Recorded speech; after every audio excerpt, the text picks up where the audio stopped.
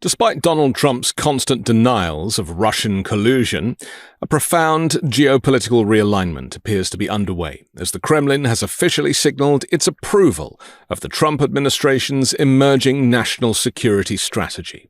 The shift coincides with a tense period of diplomatic maneuvering wherein Washington is exerting significant pressure on Ukraine to finalize a peace framework, while prominent voices within the American political sphere threaten to sever financial support entirely. I said, but he was on television before and after saying there was massive collusion, like Putin was my best friend. We had no calls to Russia. We had no calls from Russia for years. And all of a sudden, we have this great friendship. And by the way, getting along with Russia is a great thing. Getting along with Putin and Russia is a great thing. And stuff like this makes it impossible. And that leads to very bad things, very bad things. Yesterday, Kremlin spokesperson Dmitry Peskov offered a rare and glowing assessment of American policy, describing the latest White House national security document as an encouraging development that largely mirrors Russian geopolitical perspectives.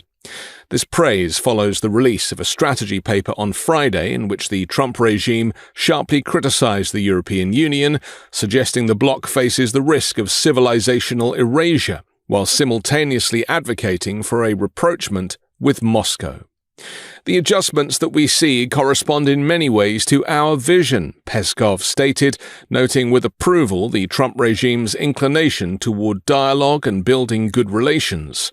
However, the Kremlin official tempered his optimism with a warning drawn from populist rhetoric, suggesting that an entrenched American deep state might attempt to sabotage the president's vision for a new détente.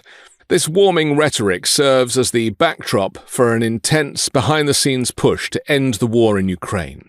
US officials have characterized the negotiations as being in their final stages. Keith Kellogg, Donald Trump's outgoing envoy for Ukraine, told a defense forum on Saturday that the regime's efforts were within the last 10 meters, citing territory disputes and the status of Zaporizhzhia nuclear power plant as the only remaining hurdles.